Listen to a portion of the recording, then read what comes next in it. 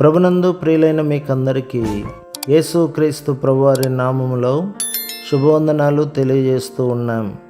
దైవజనులు బ్రదర్ భక్త సింగ్ గారి పరిచర్యలో నుండి అలసిన వాణిని ఓరడించు మాటలు. మే 15. దేవా, నన్ను పరిశోధించి నా హృదయమును తెలుసుకొనుము, నన్ను పరీక్షించి నా ఆలోచనలను తెలుసుకొనుము. కీర్తన గ్రంథం 139వ అధ్యాయం 23వ వచనం. మన ప్రాణము రక్తములోనున్నది. గుండె కొట్టుకొనుట ఆగిపోగానే మానవుడు చనిపోవును. మరుక్షణమే శరీరము కుళ్ళిపోవుటకు ఆరంభించును. అందువలననే శరీరము సమాధి చేయబడవలెను, లేక కాల్చబడవలెను. ఎడతెగక దేవుని జీవము మనలో ప్రవహించు అనుభూతిని కలిగి ఉండవలెను. ఎప్పుడో ఒకప్పుడు కాదు. కొలస్సే పత్రిక 3వ అధ్యాయం 4వ వచనం. మనము నాడి పట్టుకొని చూచినప్పుడు ఆ మనిషి నడుచుచున్నను, కూర్చున్నను, పండుకొనను అతనిలో ప్రాణమున్నదని చెప్పగలము. ఎందుకనగా అతని గుండె కొట్టుకొనుచున్నది, అతడు బ్రతికి ఉన్నాడు. ప్రాణం ఉన్నదని లేక జీవం ఉన్నదని తెలియజేయుచున్నది.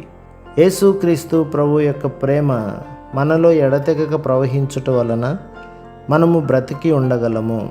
గర్వము, ద్వేషము లేక ఇతర పాపములు ఆ ప్రవాహమును ఆపగలవు, తగ్గించగలవు. ఒక్కోసారి మన నీటి కొళాయిలో నీరు ధారాళముగా రాదు, చుక్కలు చుక్కలుగా పడుచుండును.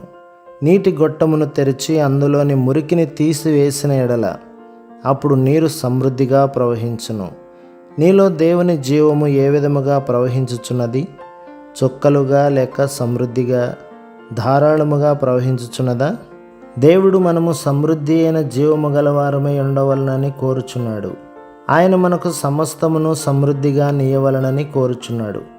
సమృద్ధి గల జీవము, సమృద్ధి అయిన సమాధానము, సమృద్ధి అయిన శక్తి, అంతేగాక మనలను సమృద్ధిగా ఫలభరితమైన వారినిగా చేయవలనని కోరుచున్నాడు. ఎప్పుడైతే ఆ ప్రవాహము సన్నగిలుటను కనుగొందుమో, ఆ సమాధానము, ఆ సంతోషము, ఆ శక్తి తరిగిపోవచ్చున్నవో అప్పుడు మన హృదయములను పరీక్షించుకొనవలెను. మనలను మనం తగ్గించుకొని, ప్రభువా, ఎందుకు నా సమాధానం తగ్గిపోయినది? నేనెందుకు నీ సన్నిధిని బలముగా అనుభవించలేకపోవచ్చున్నాను? నా శోధనలలో నాకు ముందున్న శక్తి లేదు. దేవుని వాక్యము కొరకైన ఆకలి మునుపటి వలె లేదు, మునుపటి ప్రార్థనా భారము లేదు అని అడగవలెను.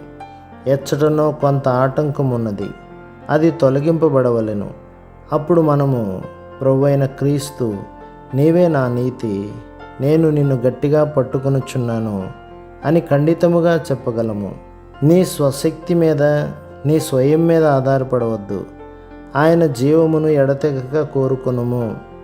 నీవు ఎక్కడికైనాను వెళ్ళక మునుపు, ప్రభువా, ఇప్పుడు నన్ను నేను నీకు అప్పగించుకొనుచున్నాను అని చెప్పుము. సామాన్యముగా మనము దూర ప్రయాణము కొరకు మాత్రమే అట్లు ప్రార్థించుదుము. దగ్గర ప్రాంతములకు వెళ్ళినప్పుడు ప్రార్థించుము, సరికదా? తిరిగి వచ్చిన తర్వాతైనను ప్రార్థించుము. మన స్వభావం అటువంటిది. మనము పెద్దవాటి కొరకే ప్రార్థించుదుము. ఆ విధముగా సాతానుచే మోసగించబడుదుము. మనము లెక్క చేయకుండా నిర్లక్ష్యముగా నుందుము. అందువలన శాంతి సమాధానములను కోల్పోదుము. అనుదినము ప్రభువైన యేసుక్రీస్తు జీవమును అన్వయించుకొనుట చేతనే మనము సంపూర్ణతను పొందగలము. ప్రభు మిమ్మును, మీ కుటుంబమును, మీ సంఘమును దీవించి ఆశీర్వదించునుగాక. ఆమేన్.